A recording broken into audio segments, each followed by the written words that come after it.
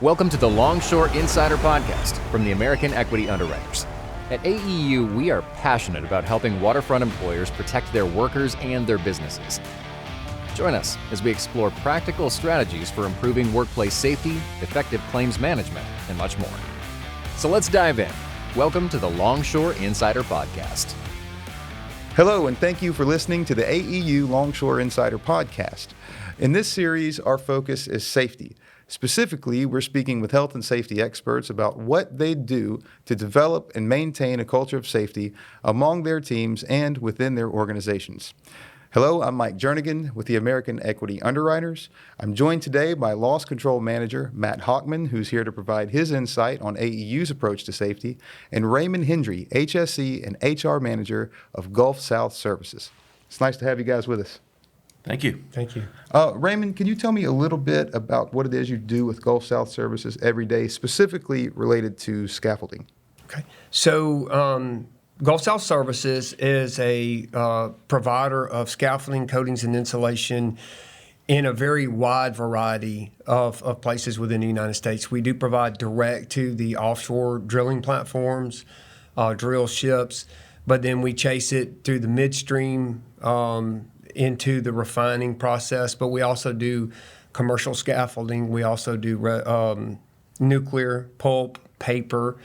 We've got a very large presence in the Gulf of Mexico. Myself, I'm the HSE/HR, that's Health, Safety, Environmental, and Human Resources. So I touch a large aspect of everything to do on the scaffolding side. I've been with Gulf South for 14 years. I have 30 years in the scaffold business, and I still build scaffold today. If nothing else, in training classes, I'll physically get out there and help build during the training process to make sure the employees understand the proper techniques. And when I go on offshore visits with the clients, I'll actually help work with the crew. Now, I'm not going to go out there and work 14 hours a day like they will, but I will get out there and show them that, it's not that hard to do safely, right? Well, absolutely. We know in the maritime industry that scaffold incidents happen somewhat frequently. Can you tell me a little bit about that? Yeah, so when you talk about frequency, a lot of the industry uses the TIR metrics type stuff, incidents versus 200,000 man hours. And as a whole, in our industry, scaffolding runs at an average of 6. Okay, so that's 6 employees hurt for every 200,000 man hours. And it's a tremendous challenge. And when you can go 14 years without a single lost time, and you can go 12 of 24 years with 0 recordables. That was 24 years with no lost times. 24 years we've never had a lost time. And 12 of the last 24 years we had 0 recordables, including this year we're running a 0, and it's not done without planning, preparation, and execution on the safety side. I think the hard part with scaffolding injuries, too, when they do happen, is they're they usually tend a to high be, severity. Yeah, they're bad. They're not something that you're just going to recover the next day and be back at work. So it changes the life of a lot of people and a lot of companies. Yeah, I'm a numbers guy. This is not an exact number, but I did some research a few years ago. In 2015, there were 60,000 falls from scaffolds that resulted in lost time events. The average lost time was like 27.8 days per event, and this was over $50 million worth of workers' comp in 1 year. And you think workers' comp, but you also think you've got to find somebody to replace that man for those 30 days. And it just costs a lot of money and a lot of time and effort. Well, and the downstream affected that also. So you've got an employee who has a family who's dependent upon him. He's got bills to pay. He's got a wife and kids to take care of, and he's at whatever that, depending on his industry, this could be, longshoreman where it's $35 a day plus care and maintenance, or you on the state side where it's 60% of your salary. 60% of your salary is not a whole bunch, right? And then how does that affect everything down the line? And then as an employer, you're trying to do everything that you can to take care of this employee, but you still have to have another employee to supply that need to the client. Yeah. Right. And most of them are completely preventable. I think that's 100%. That's the hardest part about it is that we can prevent these things. It's a lack of responsibility and a lack of understanding scaffolding safety from a complete standpoint. And so it's one of those things that we wanted to get you on here for, is because you understand scaffolding and scaffolding safety beyond the average comprehension. I dove into it. When I first got into safety, when I moved from the builder to the supervisor to the project manager guy, and I had this opportunity to get into safety, I went out and I did the normal, got my CSST, my COSS, and then I went and did my OSHA 510, which were all really great classes, very educational of understanding how to read and understand OSHA rules. And then I went through a lot of advanced training classes with some partners like AEU and others, where you get not just what's a rule, but really how do you apply that rule? How do you make the employee understand the value of that stuff? And so I eventually got with the American Society of Safety Engineers and actually sit on a council that writes ANSI standards for scaffold and fall protection. And I found through this the biggest problem that the scaffold industry has is not understanding what is a competent person, what is a qualified person, and the training that is mandated that every employee have. The biggest one that I find is the end user. A lot of times these companies, they show a 15, 30-minute video and they send a guy to work on a scaffold. Number one, he doesn't even know what to look for on this scaffold that he's fixing to access, and he's going to be 60 feet up in the air. He doesn't know how to report when he finds something that's deficient. He doesn't know how to use the fall protection systems, or he doesn't understand and overloads that scaffold and creates a failure. Absolutely. That kind of drives me into my next question. So what are some key factors when you're erecting scaffold on any site that can prevent some of the incidents that you see across the industry? The key things are, number one is you have to have a true competent person that is overseeing all erection, modifying, and dismantling of scaffold. That's where it starts. You have to have an actual competent person. Then you have to have a culture where your employees will not accept substandard. It's got to be an adequate foundation. It's got to be properly braced. It's got to have all of its components, because there's so many different types of scaffold systems out there. You can have the old frame and phrase scaffolding, the Baker mill scaffolding, the system scaffolding, and there's a whole bunch of different types, But they all have the same rules. Adequate foundation on mud seals, on jacks, level, square, plumb, braced. Those are phenomenal. You're not going to build a house and not put enough studs, right? You're not going to not brace the corners, or what's going to happen to the house? It's going to collapse. Same thing with a scaffold. Square, level, plumb, braced. And then what's really scary, I see a lot of times, especially in the marine industry, they take out those X braces. That's the whole support of the scaffold. Yeah, I know you need to get to that area, but that's a major component of that scaffold. And then the biggest one is incomplete board decks. OSHA says, period, should be complete. All working platforms are supposed to be complete from post to post, right? And if you're more than 14 inches away from the work surface, you're supposed to have a guardrail system. And those are the big ones. That's what causes the falls, because you give a guy, an 18, 24, 36-inch platform, but he's also got a 2-foot hole he can step off in. Absolutely. And when they're busy, they're working, they're focused on their job, and they step back to grab a tool. Whew, there they go, 30 feet, right? So that's some of the big ones. Having an actual competent person and making sure you create a culture where good enough's not good enough. It's got to be done correctly, completely. And every manufacturer has the same requirements that OSHA does. Mm-hmm. Square, level, plumb, brace, complete guardrail system. So scaffolding inspections are a key part to make sure that this doesn't happen and that there are no injuries. And so How do you help to identify potential hazards when you're doing a scaffolding inspection? What are some things that employees can look for and focus on that's going to keep them safe? And also, what should they, if they see something, how should they report it? So that's an excellent question. So what we found is there's no written criteria, okay? No governing body has a standard criteria that you have to follow. But we took apart from a campaign that AEU had a few years ago with the ladder inspection, little tag and stuff like that.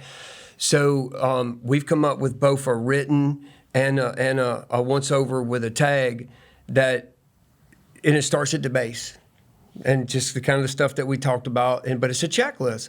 Is it on adequate footing?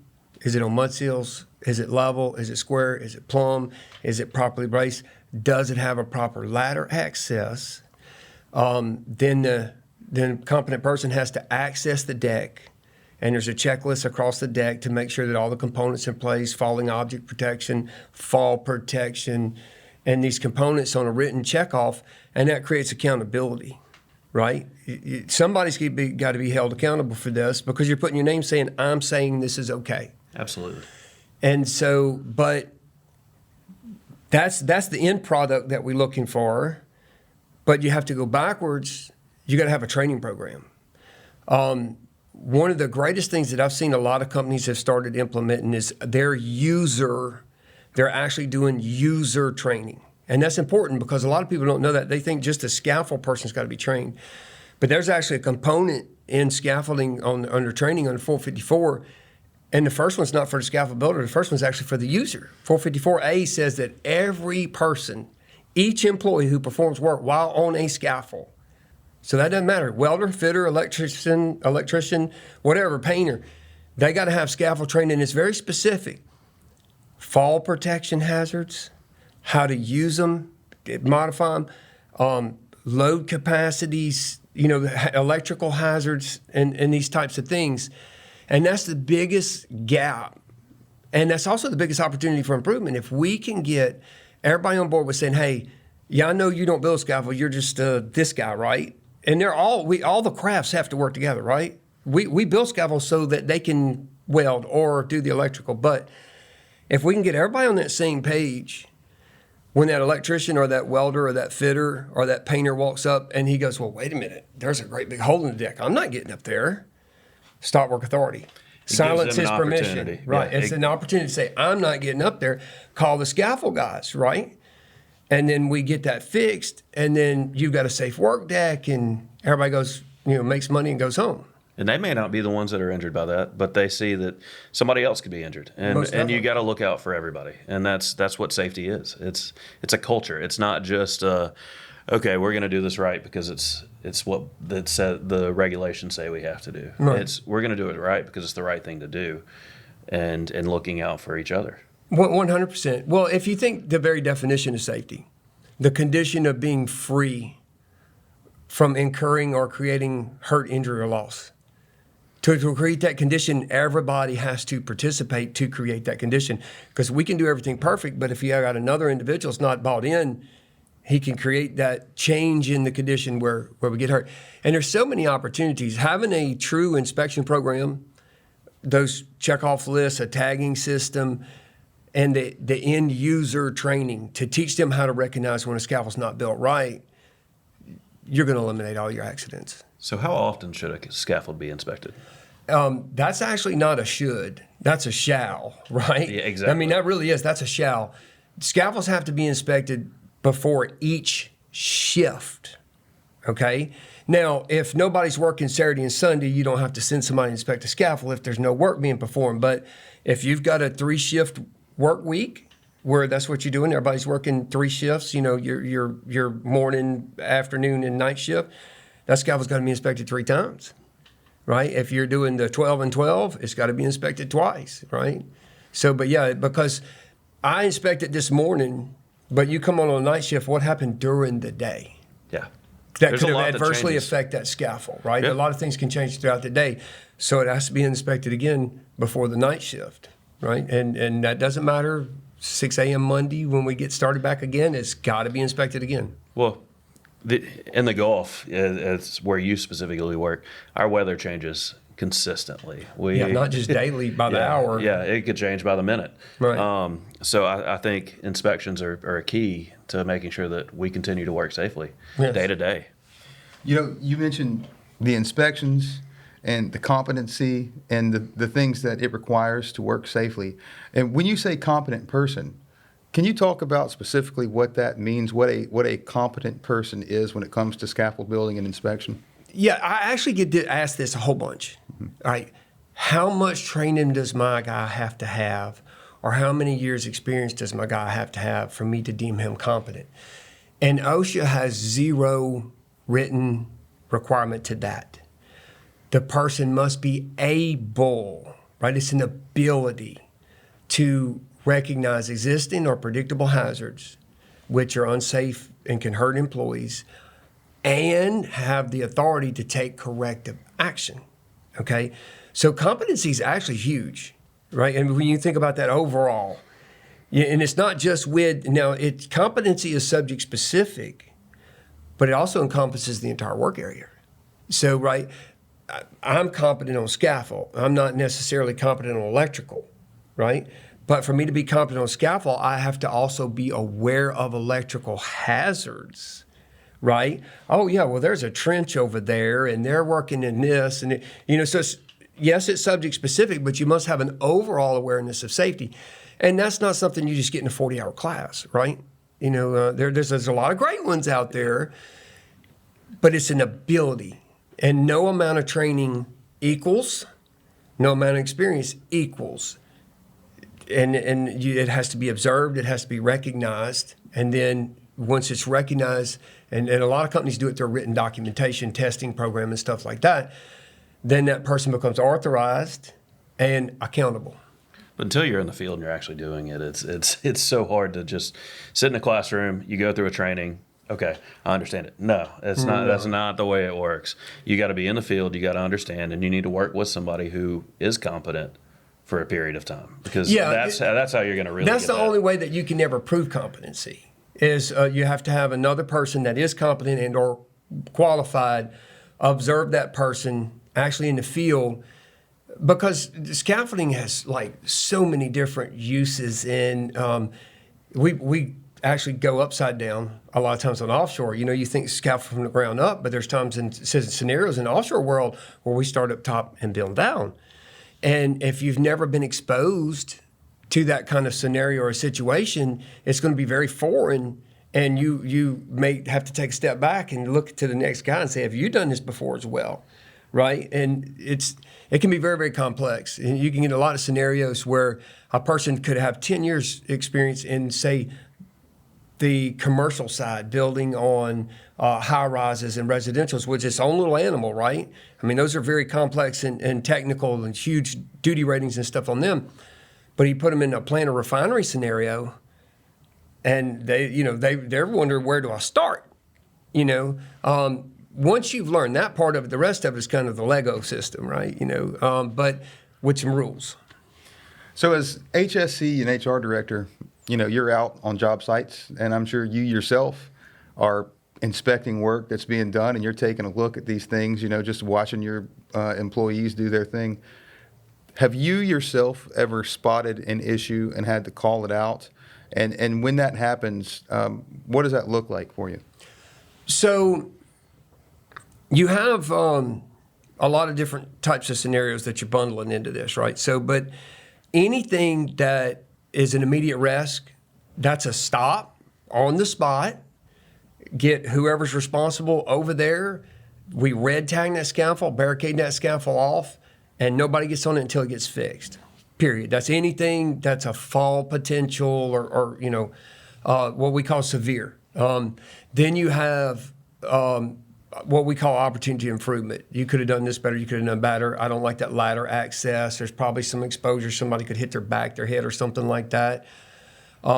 We, again, call that out, get over there.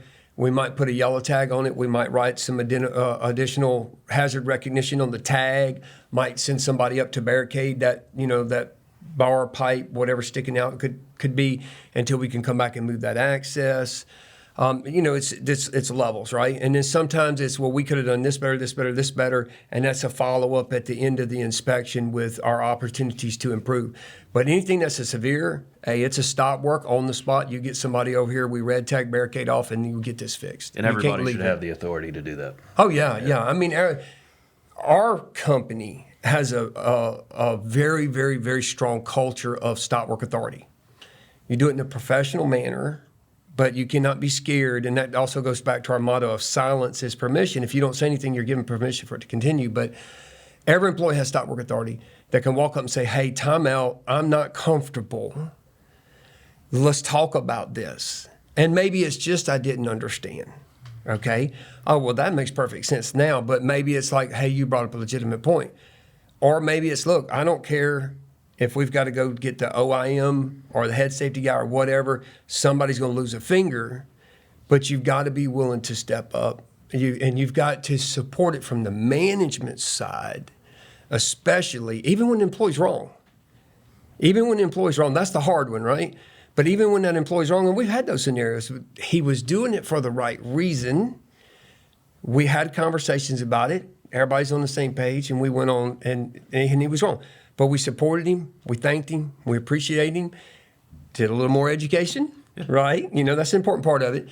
But you've got to support that employee when they use stop work authority. And it's got to be real, right? And you got to teach it also. And that's not one of those common sense features. No, that's not built in.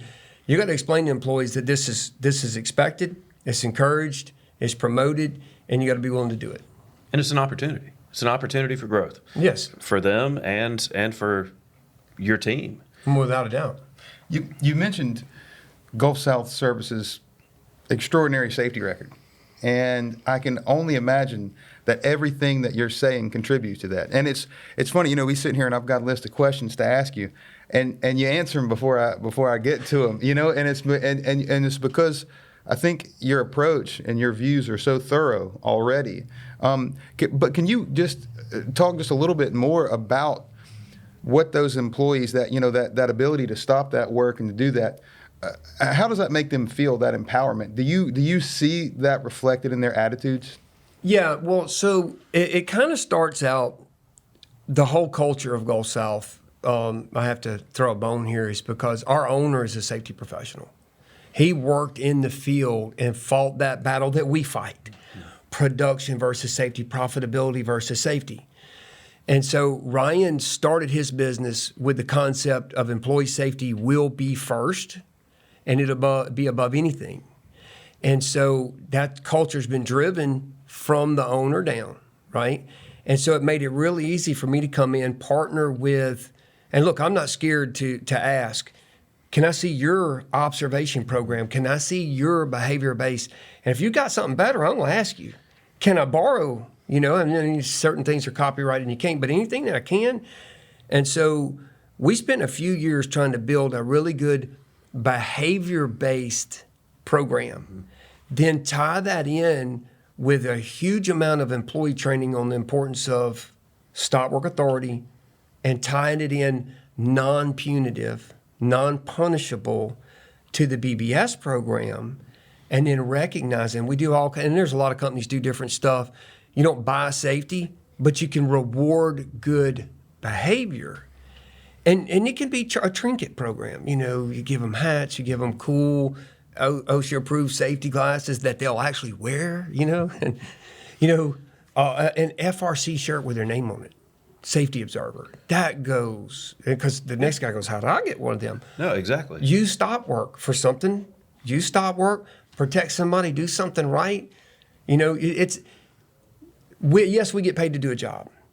But it's sure nice when somebody comes up and pats you on the back and says, good job, doing the job I'm paying you to do. We're human, right? But then that promotes that peer-to-peer safety. And that's where it's effective. It's using the tools in your toolbox, and it's the partnerships like AEU and Gulf South have. We've worked together. We've done things, and it continues. I mean, it's always a learning experience. Safety never stops. No, it doesn't. From that standpoint. I was wondering if there'd be an opportunity for this message. So safety is like pushing a lead sled down the concrete highway. The moment you stop, it does, right? I was told that in 1994, and it's still true today, right? And you mentioned something that I didn't mention about an effective program. Partnering, not just using AEU and your broker for insurance, truly partnering. Use your loss control managers. Get them to come visit your job sites. Look, I've been in this business 30 years, but I brought one of the AEU loss managers, my account manager. He comes when he walks on a job site, and I walk by two things that he stopped and paused and said, hey, come look at this. And it's like, I'm like, good catch. I've been here so many times, I just walk past that. It's that outside perspective. Right. A new set of eyes, a fresh set of eyes that hadn't been on that job site, that hadn't watched those individual people working. And we made a really good day of it. We had some great conversation with the employees. Nothing was a policing, right? Nothing was penalty, but a good opportunity to talk to the employees and me to be able to introduce him, what he does, how long he's been in the business, and that he was presenting just a fresh set of eyes, and we had opportunities to improve it, and it was well received. And then the next time I go back to that job site, massive amount of improvement, right? So use those tools that AEU provides. Also, like our broker does the same thing. They have a loss guide that I can borrow and say, hey, come do a mock audit. Let's go walk a job. Just come look. We actually have invited OSHA to come and do assessments every 3 years, because in Louisiana, we have the incumbent training worker program. And they'll send out an OSHA consultant to walk your site, and we've done it 4 times, and we've never had anything that they found was a write-up. Right? That's incredible. Yeah. So this is my big question that I ask everybody. What is one piece of safety advice that you would give your younger self? Do not compromise. I like it. That's you, because once you do, you can't go back and change that. Yeah. Or if you go back, you got to twice the battle, right? You just cannot compromise when it comes to safety. You have to stand your ground, and you can't back down from it. You can't be scared of it, and you just have. That's what you have to do. You have to, because we live by it, right? Yeah, and at the end of the day, you could save somebody's life. It could be yours. Yeah, yeah, absolutely, without a doubt. Guys, I think that's a great message, and really that's a great place to stop. I just want to say that throughout these conversations, the one thing that stands out to me are these partnerships. Oh yeah. And people working together to push safety forward. I mean, we've said that before, and I'm saying it again because that just seems to be the theme here, working together toward a common goal. So anyway, I'm glad to be joined with you guys. And Raymond, thank you so much for this very thorough and insightful and informative conversation. I appreciate it. And Matt, thank you for everything that you've said. So it's been a pleasure having you guys with us today. Thank you, Mike. Thank you.